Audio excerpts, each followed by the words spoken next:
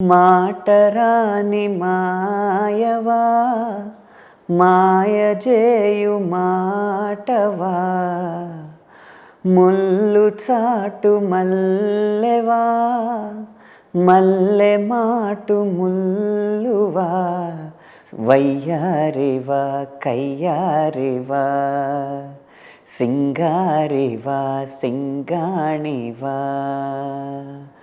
రాయంచవా రాకాసివా లేమంచులో లావానీవా ఓ ఆడపిల్ల నువ్వర్థంగావా నా జీవితంతో ఆటాడుతావా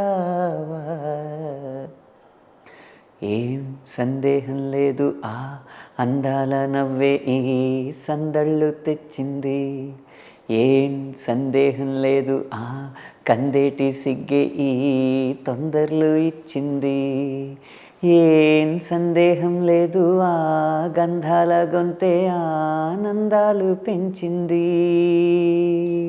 వాహ్, అసలు మనమే ఉన్న స్టూడియోలో చాలా పీస్గా చాలా బాగుంది సార్. ఇంకో రెండు ప్లీజ్ మా కోసం. ఇంకో రెండు వేరే రూట్లో వెళ్దాం.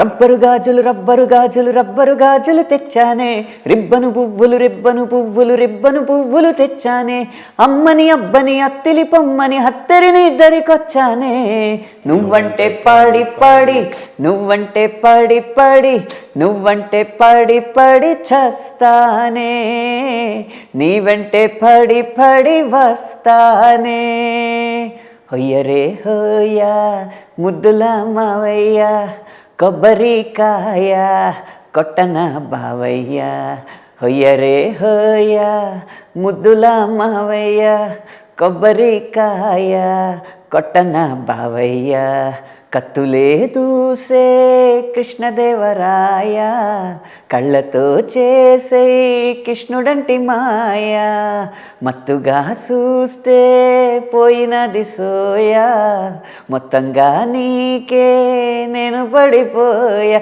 కాళ్ళ గజ్జ కంకాలయ్యా ఏగు సుక్కయ్యలగాలయ్యా కాలు కలిపి స్టెప్ అబ్బాయా యా యా యా యా జై బాలయ్య యమ కిర్రెక్కు తాందేటో తస్సదియా యా యా యా యా జై బాలయ్య యహం గుర్రా లెక్కలేమో సయ్యా సయ్యా.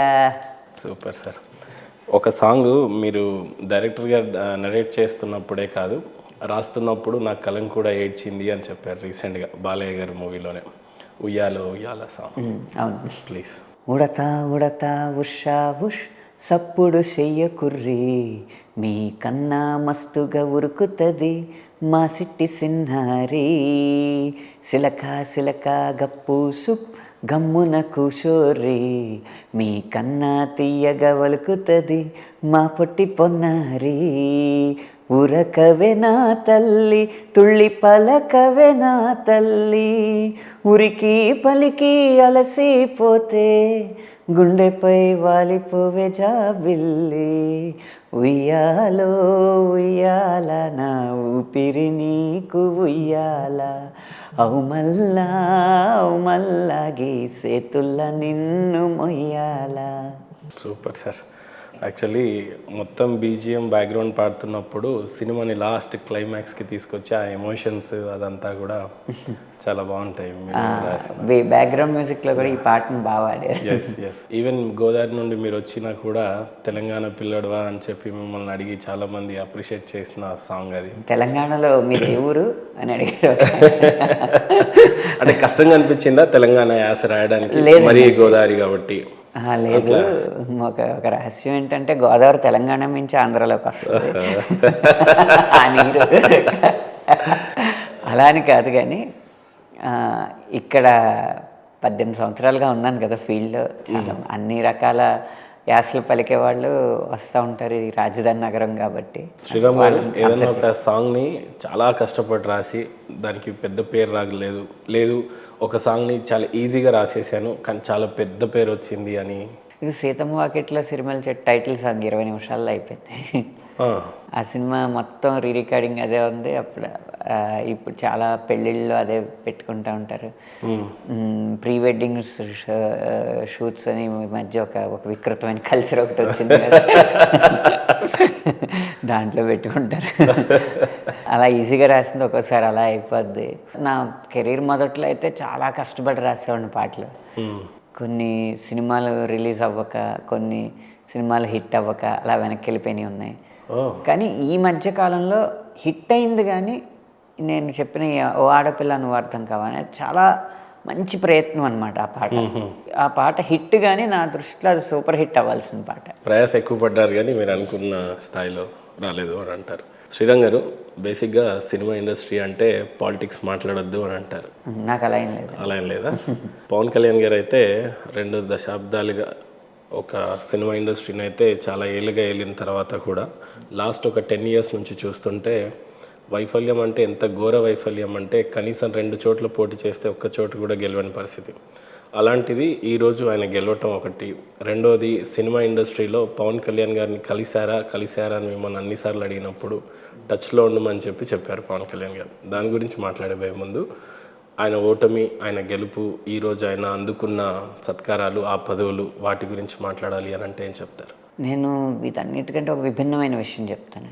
నాకు రాజకీయాల ఆసక్తి ఉంది, కానీ నాకు ప్రాంతీయ పార్టీలు అంటే ఆసక్తి లేదు. నా నమ్మకం భారతదేశానికి ఒక గొప్ప జాతీయ భావాలున్న జాతీయ పార్టీయే మేలు చేస్తుంది తప్పితే ప్రాంతీయ పార్టీల వల్ల దూర గమనంలో అంత మేలు జరగదని నా అభిప్రాయం. అందుకని వైసీపీ అయినా, టీడీపీ అయినా, జేఎస్పీ అయినా, టీఆర్ఎస్ అయినా, ఏదైనా కూడా ఈ ప్రాంతీయ పార్టీల మీద నాకు పూర్తి అభిప్రాయం లేదు.